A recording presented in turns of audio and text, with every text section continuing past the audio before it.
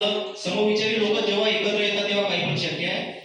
त्याच्यानुसार मला असं वाटतं की आम्ही जे काही काम करतो आरोग्य विषयाला घेऊन, तर जेव्हा आपल्याला असं वाटतं की एखादा व्यक्ती निस्वार्थ भावनेने त्याच्यासाठी येणारा 500,000 रुपये जो खर्च असेल, म्हणजे एखादा आरोग्य शिबिर जर लावायचं आहे आणि त्यासाठी त्या डॉक्टरांची चहा पाण्याची जर व्यवस्था करायची किंवा खुर्च्या आणायच्या आहे, 1,000-500 रुपये खर्च आहे, बरोबर आहे. ज्यामुळे आम्हाला तसा व्यक्ती मिळते की ज्याला तिथं त्याच्या नावाचं बॅनर पाहिजे नाही, त्याचं नाव पाहिजेच नाही, ती मदत आम्ही घेतो, ते करतो. आणि जेव्हा जेव्हा असं वाटते किंवा पुढच्या व्यक्तीला त्याचं बॅनर लागलं पाहिजे किंवा त्याचं नाव आपण तिथं घेतलं पाहिजे, त्याला अपेक्षित आहे, त्यावेळी आम्ही स्वखर्चानं ते 500,000 रुपये त्याच्यात खर्च करतो. आणि मला असं वाटतं की इव्हेंटच्या माध्यमातून जे काही आम्हाला दर महिन्याला पैसे मिळतात, तर त्याच्यातून ते खर्च करणं आमची जबाबदारी आहे. आणि तो विचार करून मी ते खर्च करतो आणि ते काम करण्याचा प्रयत्न करतो. कारण की हे काम जे आहे हे काही आपल्याला लागलेलं नाहीये, हे म्हणजे स्वतःला स्वइच्छेने आपण स्वीकारलेलं आहे. आणि समाजाचे जे दुःख आहे, म्हणजे लहानपणापासून जगत असताना आपण ते भोगलेलं आहे, म्हणून ते आपल्याला करायची आवड आहे, म्हणून हे करण्याचा प्रयत्न करतो. आणि हाती घेतलेलं काम हे जेव्हा आपल्याला रात्री झोपेत सुद्धा आपल्याला वाटते की आपली करण्याची जबाबदारी आहे,